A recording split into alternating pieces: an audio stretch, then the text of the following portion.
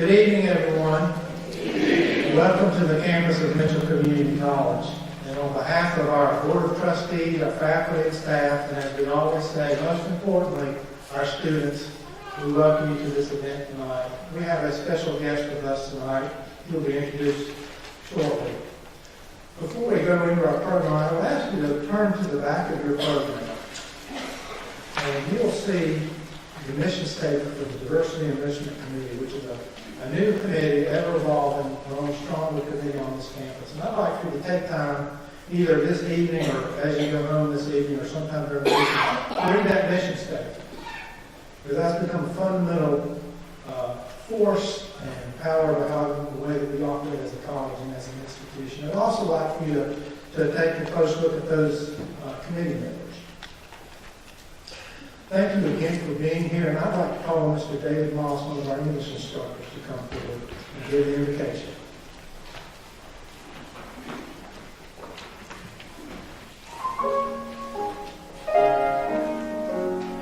Would you pray with me? Father in heaven, thank you for giving us the opportunity to gather this evening in celebration of the life of a man who has made an incredible impact on not just our region, but our country and the world. Thank you for being a God who loves regardless of our background, our ethnicity, our social status, or academic ability. Thank you for loving us and for giving yourself for us. I pray that this evening you would receive praise for what was said and done, and that you would give Mr. Brown the words that you want us to hear this evening. It's in your name we pray as always. Amen.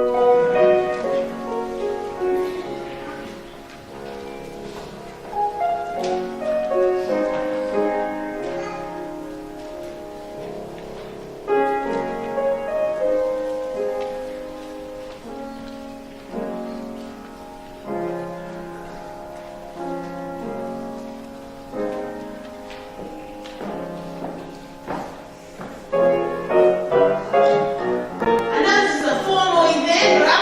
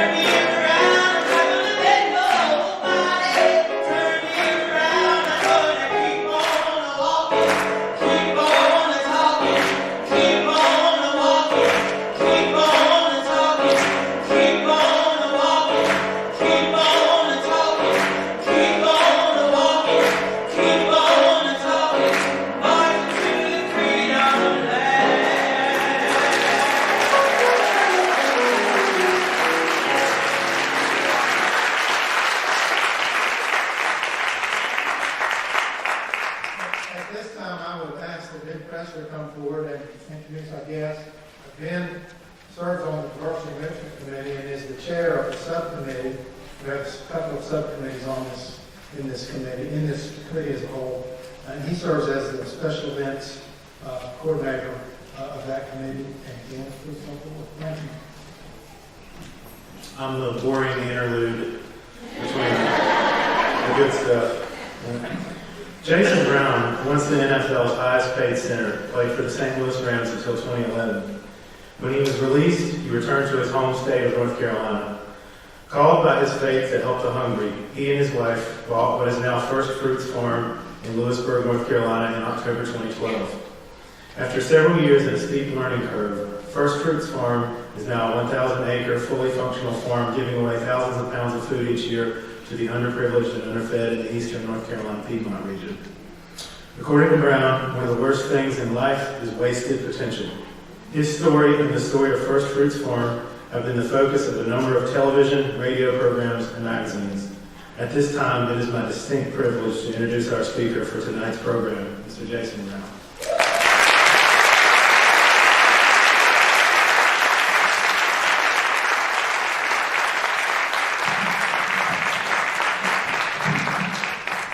Good evening, everyone. Good evening. Glad to be here. Awesome. What a joyous occasion for us to all come here in fellowship. Amen. Fellowship not just for ourselves, but for a greater purpose. A greater purpose for our families, for our communities. And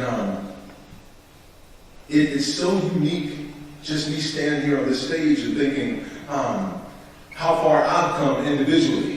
And we can all just take a little bit of reflection and think how far we have all come just to get here to this point and this place in time where we are this evening. A lot of people, they see my family. Well, I'm thankful to have in the house tonight my lovely wife, Tay, and all of our 7 children. All right.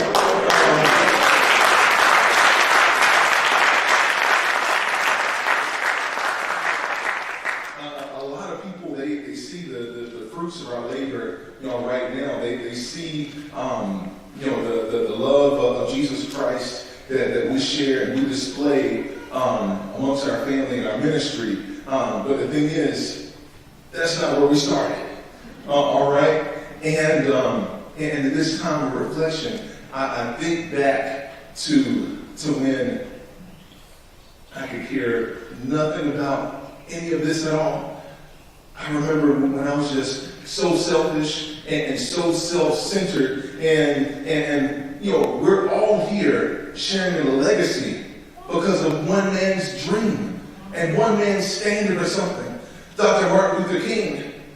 But can we be honest and where we started? Because with me, it was all about my personal dream, my individual dream. And that dream was all about Jason Brown. But thank God for his grace and his mercy that he has called us to repentance, called us to open our eyes and share with us that there's something far much greater than any individual. There's something far much greater that we can all share together. And that's a sense of community. And that's love. I remember when I was up and coming in my college career, and I had one of the most drastic setbacks of my life. Had everything going for myself, but yet it was my older brother who had first sown the seed of deciding to give his life and dedicate his life towards service. And he had joined the United States Army.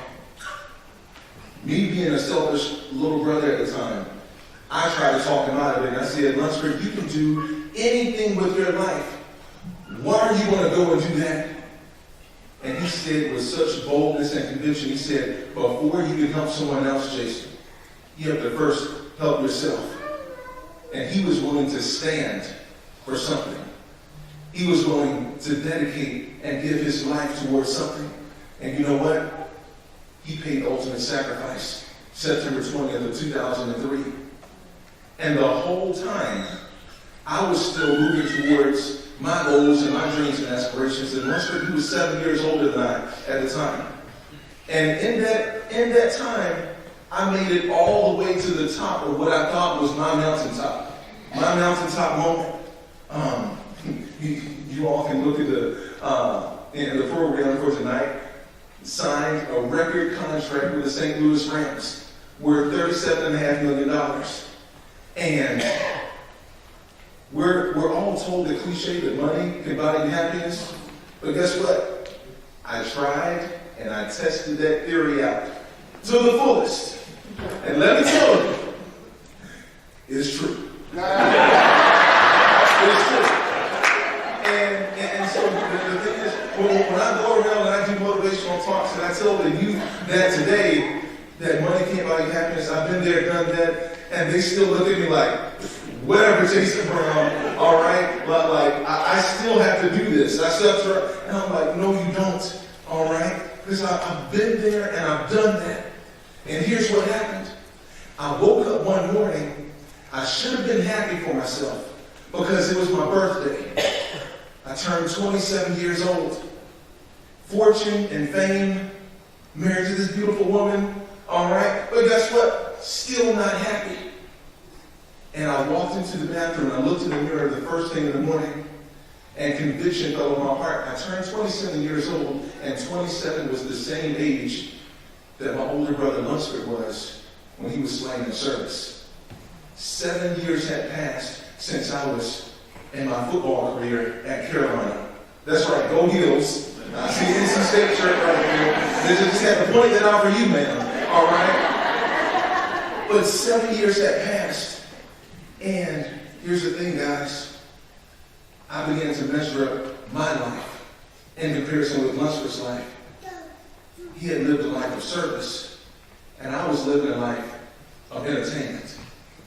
Entertaining people in my occupation, my profession, and what I did. He had paid the ultimate sacrifice. And exactly what was I doing at the time? He wore a size 14 shoe, and I wear a size 16 shoe. I couldn't feel his shoes, nor could I walk a mile in his shoes. And here was the most convicting moment. He looked back at me in the mirror, because a lot of people, they say we look alike, especially when we smile. And here's what he said to me: Jason, what are you doing with your life that's so great? What are you doing with your life that's so awesome, other than being self-serving? And literally, it's as though he came back from the grave and pierced my heart. All right, just pricked my heart. And there became such conviction over me that all of those sermons that I heard growing up in church, because we live in the Bible Belt, all right, guys? But yet all of those things that I had heard from the ministers and the preachers and going to Sunday school about loving thy neighbor, and what does that truly look like? All of those seeds started to take root on fertile ground for the first time in my life. And for the first time, I started to look more so towards community and neighbor and less towards myself. Here's one thing that I asked God to share with me. And I said, God, with all the gifts and the talents and the abilities you blessed me with, what would you have me to do? More so than anything, what would you have me to do to serve you and to serve your people? And he said, Jason, I want you to feed my people. And not just the word of God, but literally meeting people's immediate needs. Immediate needs exactly where they are. And so now, here's the selfishness that started to come back out in myself and also in the ministry. I said, well, all right, God, you want me to feed people, and you're sharing with me that there's going to be famine and whatnot. I went about it the wrong way. And I went to Sam's Club, and I purchased a whole bunch of food and non-perishables. All right, and I said, oh, okay, like, I'm ready, right, God? I'm ready. He said, no, Jason, I haven't been blessing you so those blessings can stop at you. I've been blessing you so those blessings can flow through you. And the conviction came even harder because one of my favorite scriptures, and maybe a lot of you all, is the 23rd Psalm, especially when it gets to the part where our cup runneth over. All right, everybody, we love that part. Our cup runneth over. But here's what I did in selfishness. When my cup ran over with blessings, I said, okay, well, hold on a second now, God. And I traded out that cup for a bowl, and I said, keep on pouring, okay?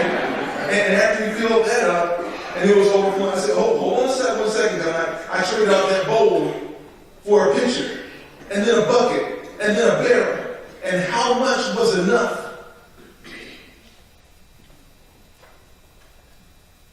A lot of people, especially youth, with my football career, and even with what we're doing right now on our farm, growing and giving, a lot of people, they say, Jason, like what you're doing so much, you're my hero. And I can't take that title. I said, I can't take that. And I said, first of all, I know a hero, all right? My Lord and Savior, Jesus Christ, that's my hero. Who said this, love hath no greater deed than this, that a man lay down his life for his friends. Not only my Savior, but my older brother, he did that as well. All right?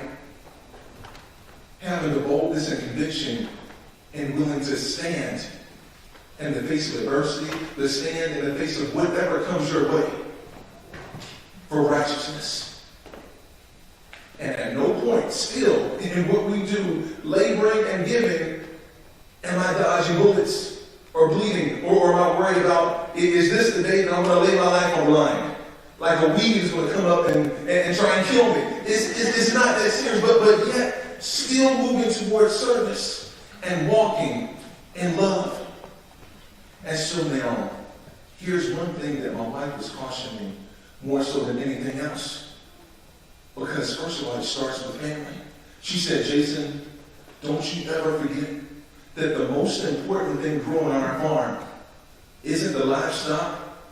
It isn't the produce and the fruit and vegetables growing in the fields. It's the love that we share in our marriage and the love that we share with our children, our family. That's the most important thing growing on First Fruits Farm. Everything else are the blessings that we share, the overflow that goes towards our community.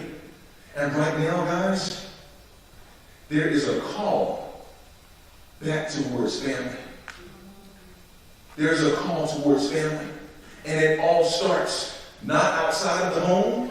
It doesn't start at Capitol Hill up in Washington, D.C. It doesn't start at the governor's building here in North Carolina. It doesn't start at our universities. And it doesn't start at our churches. It starts at home. And getting our family structure back in order.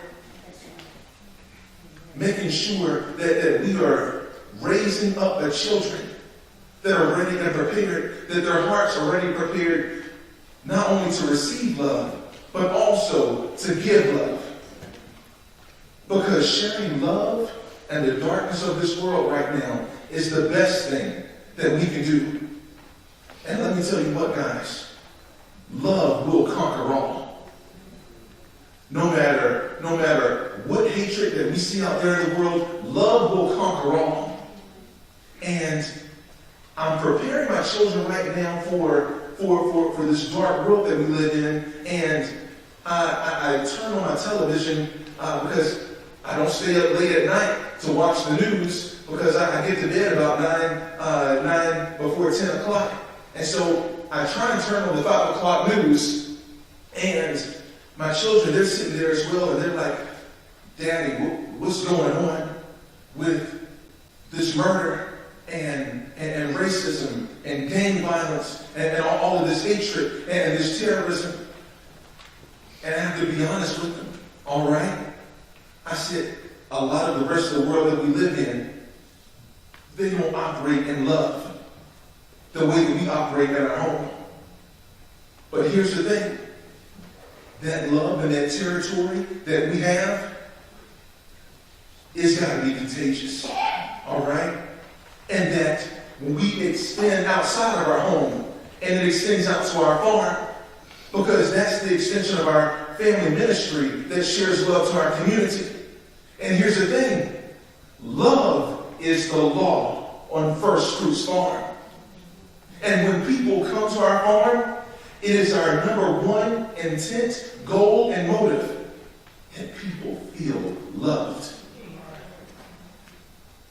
No matter who you are, no matter your background, everybody that comes there. And we have fellowship out there in the fields. Black, white, Hispanic, Asian, no matter your race, your creed, or your background. All right? We're coming together for a greater cause. To share love. And here's the thing, guys.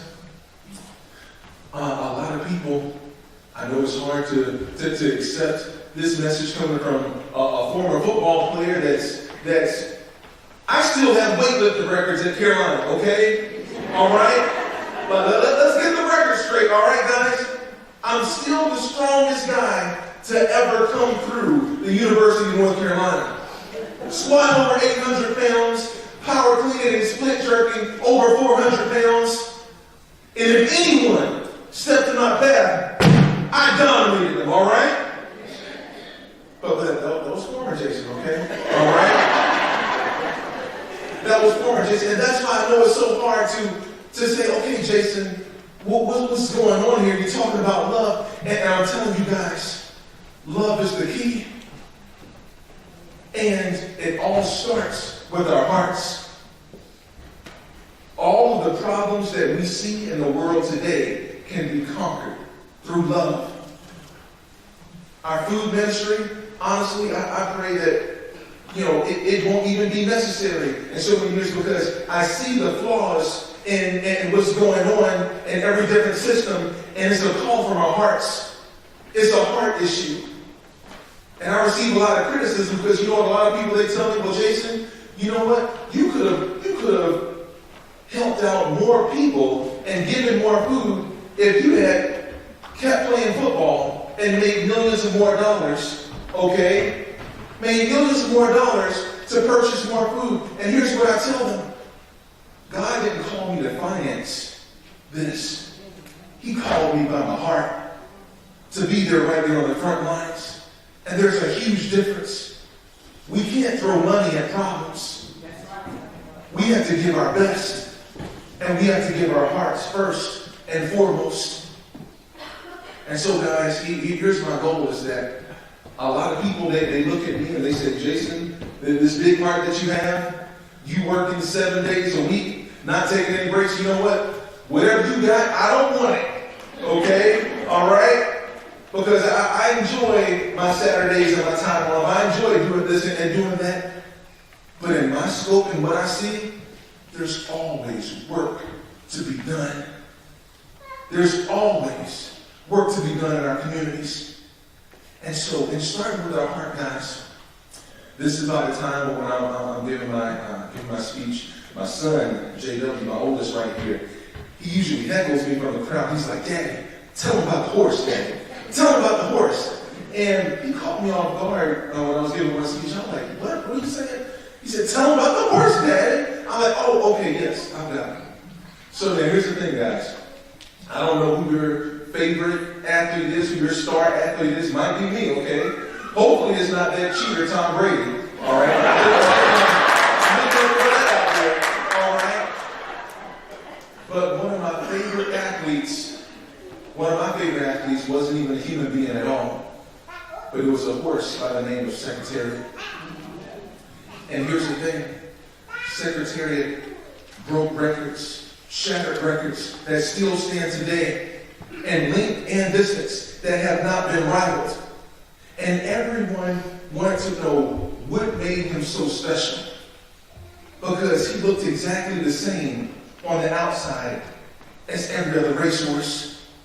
And it wasn't until his death that the veterinarians, they performed an autopsy on Secretariat, because they wanted to know what made him so special. And when they began to remove his organs, his lungs, they looked healthy, but they were the same just as any other racehorse. When it came to his kidney and his livers, they were super healthy, but the same as any other racehorse.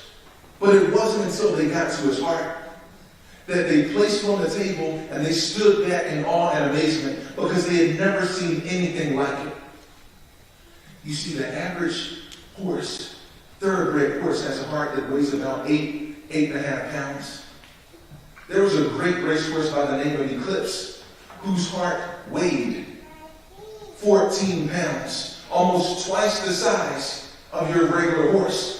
But when it came to Secretariat's heart, his heart weighed in excess of 22 pounds, almost 3 times the size of the regular heart. And so here's the thing. If you truly want to know what made Secretariat so special, it literally was his heart. Guys, there's certain things that have to be accomplished. There's certain things that we must come together as a people. And there's only one thing that's going to set the pace, the speed, and the altitude, and how far the distance, how far we go. And it's all going to start with our hearts. If you ask a doctor about an enlarged heart, they tell you that's a serious medical condition, okay? You're not supposed to have an enlarged heart. Actually, you should be sitting down on bed rest somewhere. You shouldn't be moving at all, okay? But it wasn't until what God gave him met with his real world challenges and those abilities. That's when he made a difference in the world. When you look at all of the great leaders throughout our history and our past, it was their heart. Dr. Martin Luther King Jr., it was his heart. And if you truly want to ask me, Jason, why are you doing what you're doing right now? You could be retired. You could just be relaxing. It's my heart. It's so large and it's beating so fast. And I've got to do something with it. Or else I'd just be just fidgety and agitated. I've got to do something with all of this love. And one thing that I hope and pray is that it's contagious. And instead of spreading all of this doom and gloom, that we spread the good news. All right? That we start sharing that love with one another. And not only that, these dreams become fulfilled. Not only that we're not talking about Black History Month, possibly like next month, but we're talking about our history. We're talking about our future. All right? And it's not just Black history to talk about Black future. It's the future that involves every single one of us. Because we're all in this thing together. It's not just a multitude of races. There's only one race, and that's the human race. And if you want to know who my brother and who my sister is, whoever does the will of the Father, that is my brother, and that is my sister. One thing that I learned and developed from an early age from sports is that we had Black, white, Hispanic on those football teams. And we had to set aside whatever differences there were, whatever was going on out there in the world, we had to set that stuff aside real quick because we had a shared and a common goal. But here's one thing that we learned when we came together. You put your shoes on just the same way I put my shoes on. You put your jock strap on the same way I put my jock strap on. When we both hit one another, you bleed the same way that I bleed. We just listened to that worship song all the way down here. We all bleed the same. All right? We're all in this together. And so, whatever lies of dissension and dissent that's going on in the world right now, we have to make sure that we stand on truth and share the good news. The gospel of Jesus Christ, that love is going to win this thing. Love is going to conquer all. And in closing, I love you all. Amen.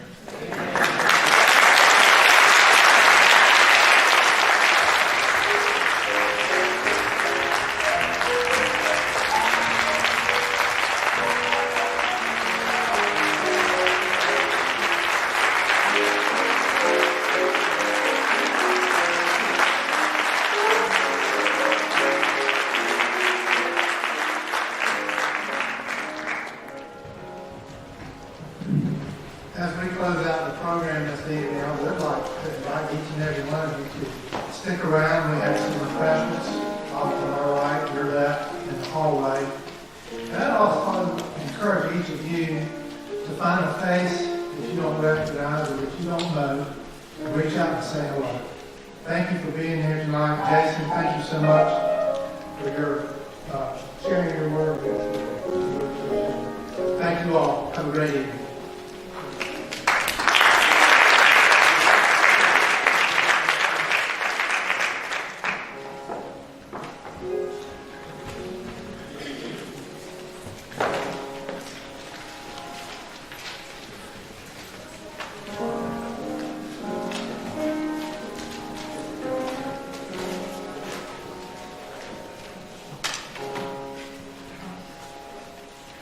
Live